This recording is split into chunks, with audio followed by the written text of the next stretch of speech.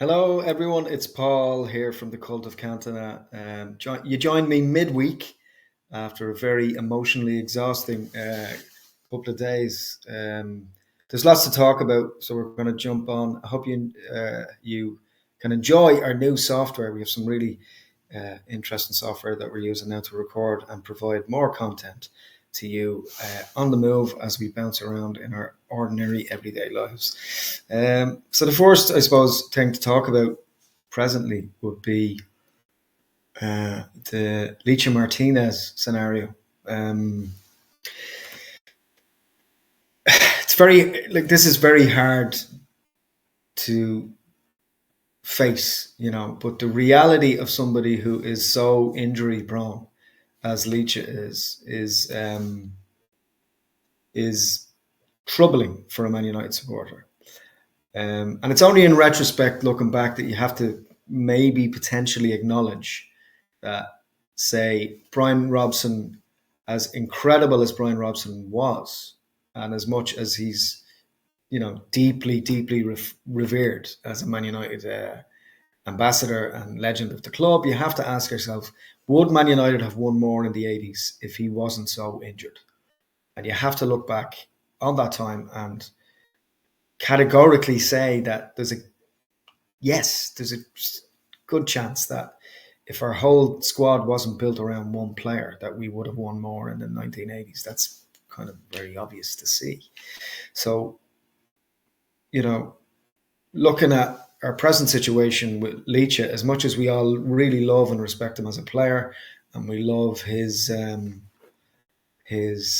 dedication and his passion, even doing that little video when he was coming back from injury initially, it has to be said that, it's everything that Manchester United is supposed to be about, and we really, really love that. However, we can't ignore the fact that if somebody is injury prone and he's going to be in and out of the squad like that, he's going to destabilize the harmony of the squad. So that has to be acknowledged. I love him. I think he's fantastic. I think he would be an incredible captain. But during a period of such instability for the club, you'd have to say that, either we get incredible cover in to cover for him, like a Braithwaite, who we're being constantly linked with, or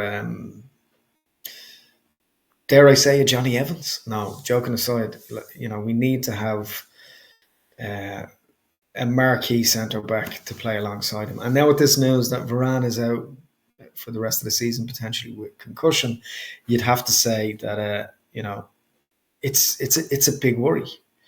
It's a big worry going forward for the FA Cup, for the semi-final and the final, and it's a big worry for the remainder of the season.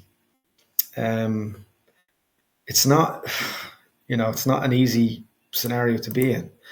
And if you'd like to support, the show, incidentally, you can go to buymeacoffee.com /Cult of Cantona, and it helps us to keep wood on the fire, as it were, to continue to make videos like this, and also to create content, studio hire, and all of that type of thing. So please get involved, become a member on buymeacoffee.com /Cult of Cantona. So, we have a lot to discuss. It's concerning also that what have we learned from the first Brentford game where Erik ten Hag was in charge? It's been a number of months now, nearly 2 years. 2 years in August, and it's gotten to a point now, and I'm a huge supporter and advocate of Erik ten Hag, and I have been. And I think he's a better manager than his decision-making processes show. But you have to say that from a tactical point of view, that for the longest time now, there's been, particularly when it comes to substitutions, there are times when, obviously managers don't know. We don't know what managers and backroom staff, what they know behind the scenes. people might be carrying injuries or, on pain meds and it's wearing off. Who knows what the reasoning is behind substitutions? But it kind of has to be analysed as to why some of his decision-making processes are, even to fans or to everyday punters in the pub, where they're questioning consistently his decisions, particularly when it comes to substitutions, formations. Playing a 4-4-1 all the time, expecting long balls to be lobbed in. Looking at the likes of Bruno Fernandes, how you view Bruno can be very skewed depending on what type of fan that you are. I personally think that Bruno Fernandes displays all of the characteristics that we want a Manchester United player to have. He and then during the FA Cup tie, it was self-evident. Fernandes was playing with an injury at the end and playing in the back four. That's kind of Wayne Rooney, Bryan Robson stuff, which we love to see, and that's fantastic. But the problem that I have with Bruno Fernandes overall is that he's pulled out of position all the time because he's trying to do everything and get everyone playing to the level that he would like them to play, which can be quite dangerous from time to time. He often gets caught out of position and he can lose the ball sometimes, and it's frustrating to see. But back to Eric. Eric is, I think, despite how my emotional attachment to him as a manager, I think there is a slight stay of execution.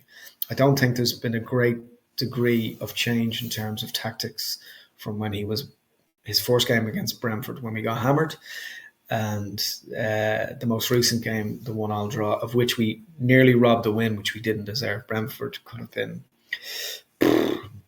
4-5 up at half time. They deserve to be. They completely controlled the game, and the most damning statistic would be that Ivan Toney had more touches than the whole United team at one point during the game. That's frightening to think. And also looking back on the remainder of the additional time during that match, I felt aggrieved that we got a goal because we just didn't deserve it. So robbing a result like that is not the Manchester United way, not when you play so badly. I know a win is a win, a joke is a joke, and no win is no joke, but equally we didn't deserve to win that. And maybe I'm an idealist or a purist, but I would have preferred if we had won that game outright comfortably. Brentford are on a pretty poor streak, particularly at home. So you have to question why United aren't beating them and beating them comfortably. So there's a couple of things at play here. Is he?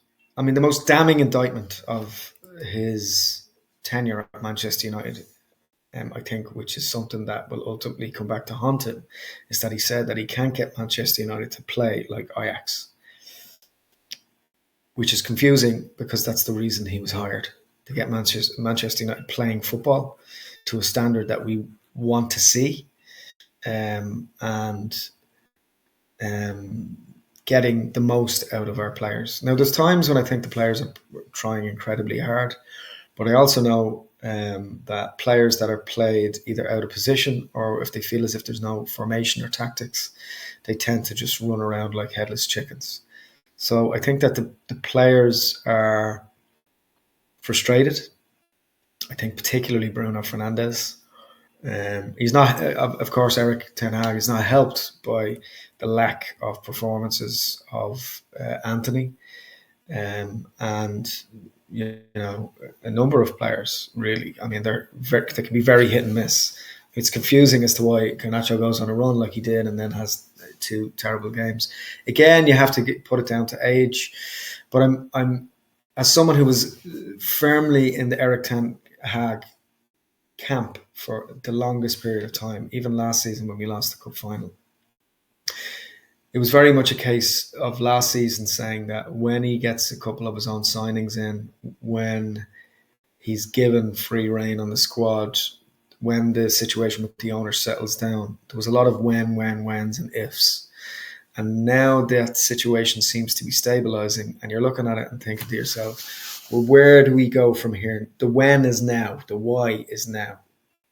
Um, he's brought in 4 or 5 players of his own, and you'd have to say that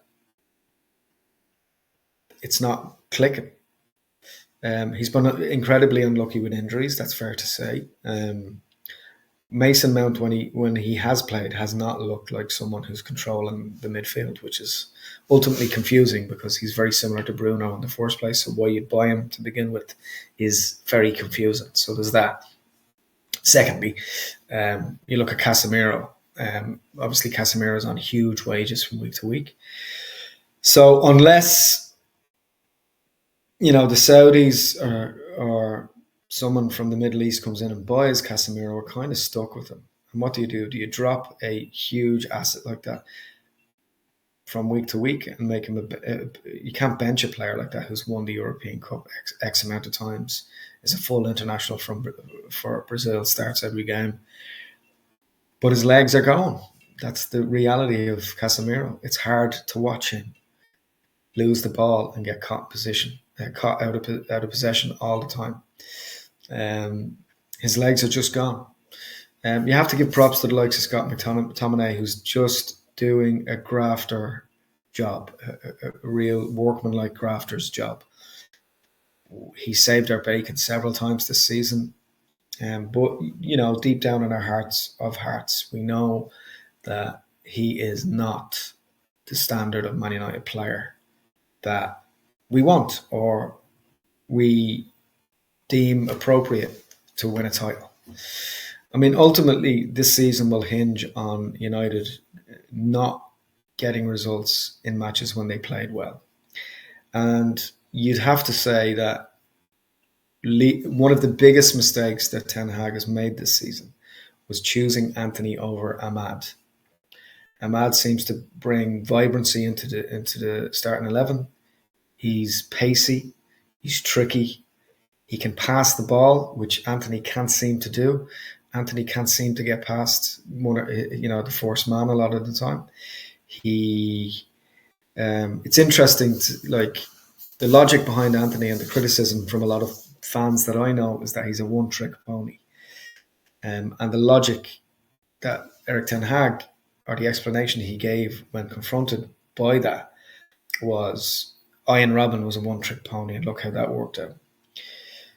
And yes, their personal lives, they all have personal lives and stuff happens to everybody, and there's a degree of empathy.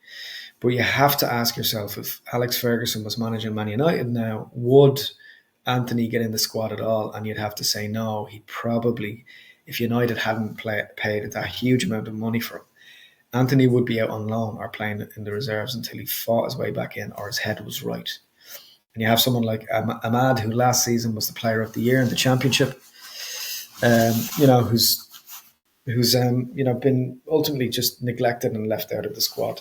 So where do we go from here? It's a confusing one. Do we cut the squad and start afresh? Do we bring 5 out and bring 5 in? Get rid of a Casemiro, get rid of an Anthony, get rid of a Varane. You hear stories of Ratcliffe having this grand 3-year plan, and you look at any player that's over 30 and you have to say that if they're not going to be part of a 3 to 5 year plan, they should be gone now. I like this idea of building our team around Kobbie Mainoo, who has been exemplary. And what I think is more impressive about Kobbie Mainoo this season is not necessarily how he's playing, although he's playing incredibly. Kobbie's attitude off the field has been exemplary. I think what sets him apart is his temperament and his lack of sycophancy and his lack of interest and fame is what makes him the player that he really is. Obviously, his natural ability is incredible, but it's also about his attitude. His attitude is incredible. So let us know below in the comments, what do you think of some of the talking points today on the show? Is And if so, if there are wholesale changes coming down the tracks, who will be coming in? Who should we identify? Who would you like to see at United? Um, you know, we're really looking forward to the potential of this show growing out. Um, you can find us on Instagram at the Cult of Cantona. You'll see it below there. You can also subscribe um, on YouTube below. If you scan the QR code there below there, you can go to our YouTube where you can see our full podcast episodes there. And then equally, if you want to support the show, you can go to buymeacoffee.com/Cult of Cantona. Get involved. This is your community, talking about our mutual love and appreciation of Man United Football Club. We would love for you to engage with us below. Get involved, subscribe, share, and we'll catch you the next time for a chat all things Manchester United. Let us know what you think below.